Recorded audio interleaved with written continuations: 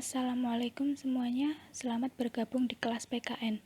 Pada video kali ini, kita akan membahas tentang kasus pelanggaran hak dan pengingkaran kewajiban warga negara. Untuk itu, simak video pembelajaran ini. Kehidupan bernegara akan dapat berjalan dengan baik, harmonis, dan stabil bila antara negara dan warga negara mengetahui hak dan kewajiban secara seimbang.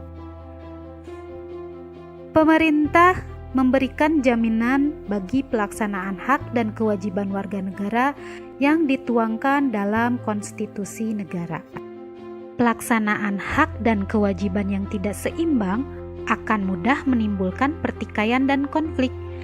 Misalnya, tidak mendapatkan pendidikan dan pekerjaan yang layak. Di satu sisi, warga negara menjadi korban atau kadang secara tidak sadar menjadi pelaku atas pelanggaran hak yang terjadi.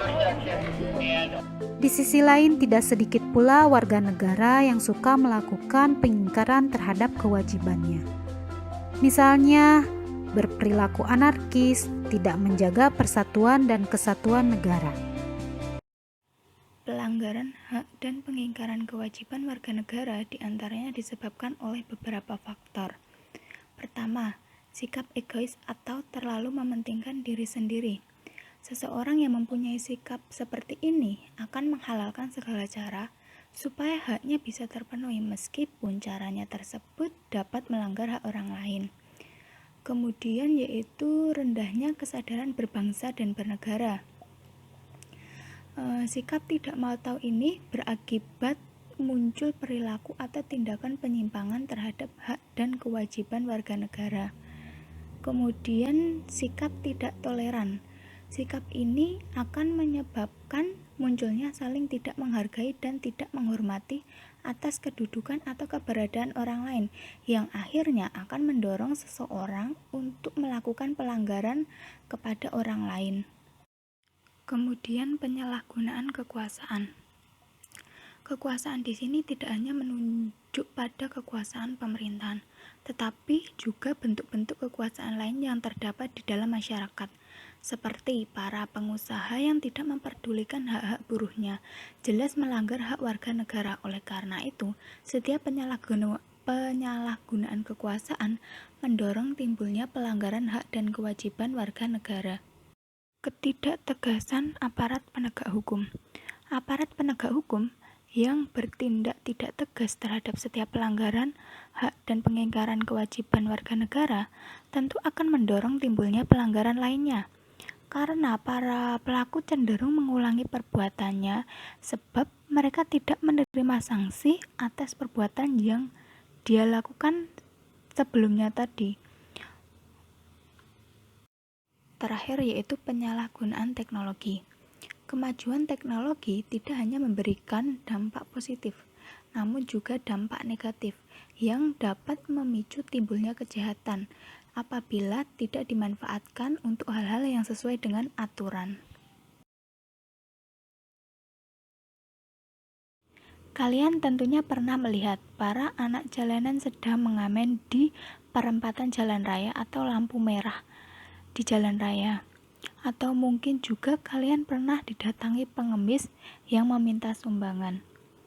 Nah, anak jalanan dan pengemis merupakan salah satu golongan warga negara yang kurang beruntung, karena mereka tidak bisa mendapatkan haknya secara utuh. Kondisi yang mereka alami salah satunya disebabkan oleh terjadinya pelanggaran terhadap hak mereka sebagai warga negara.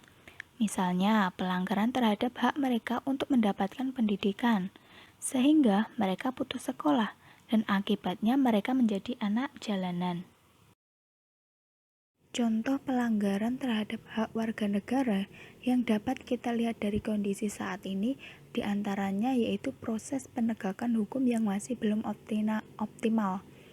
Kasus yang lalu yang terjadi yaitu mantan Menteri Sosial Juliari Batubara yang tersangkut kasus korupsi dana bansos yang hanya dipenjara 11 tahun. Kemudian Joko Chandra yang mendapat kortingan 30% hukumannya yang menjadi 3,5 tahun penjara. Hal ini menandakan bahwa dalam amanat pasal 27 ayat 1 Undang-Undang Dasar 1945 yang menyatakan bahwa segala warga negara bersamaan kedudukannya di dalam hukum dan pemerintahan dan wajib menjunjung hukum dan pemerintahan itu dengan tidak ada kecualinya belum sepenuhnya terlaksana. Selanjutnya yaitu tingkat kemiskinan dan angka pengangguran yang cukup tinggi.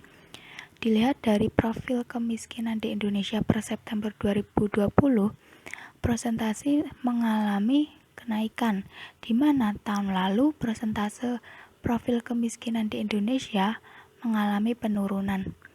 Padahal dalam amanat pasal 27 ayat 2 Undang-Undang Dasar 1945 mengatakan bahwa tiap-tiap warga negara berhak atas pekerjaan dan penghidupan yang layak bagi kemanusiaan. Selanjutnya yaitu masih terjadinya tindak kekerasan yang mengatasnamakan agama. Dalam gambar tersebut terdapat tulisan tolak masjid dan tolak pembangunan gereja. Padahal dalam pasal 29 ayat 2 Undang-Undang Dasar 1945 menegaskan bahwa negara menjamin kemerdekaan tiap-tiap penduduk untuk memeluk agamanya masing-masing dan untuk beribadah menurut agamanya dan kepercayaannya itu masing-masing. Kemudian yaitu angka putus sekolah yang cukup tinggi. Sekitar 17.000 siswa putus sekolah. Hal ini menandakan bahwa belum terlaksananya pasal 31 ayat 1 Undang-Undang Dasar 1945 yang menyatakan bahwa setiap warga negara berhak mendapatkan pendidikan. Setelah kita mengetahui mengenai pelanggaran hak, selanjutnya kita akan mengetahui apa saja pengingkaran kewajiban suatu warga negara. Di antaranya yaitu ada membuang sampah sembarangan, kemudian melanggar aturan berlalu lintas yang tidak menggunakan helm, terus bermuatan lebih, dan lain-lainnya. Kemudian terakhir yaitu tidak membayar pajak kepada negara. Seharusnya pajak itu dibayarkan tepat waktu, sebab pajak digunakan untuk memperlancar pembangunan nasional yang dilakukan oleh negara supaya negara rakyat memperoleh penghidupan yang layak. Sekian materi yang dapat Ibu sampaikan. Terima kasih telah mengikuti video pembelajaran ini. Ikuti petunjuk selanjutnya. Sampai jumpa di video selanjutnya. Akhiri salam. Assalamualaikum warahmatullahi wabarakatuh.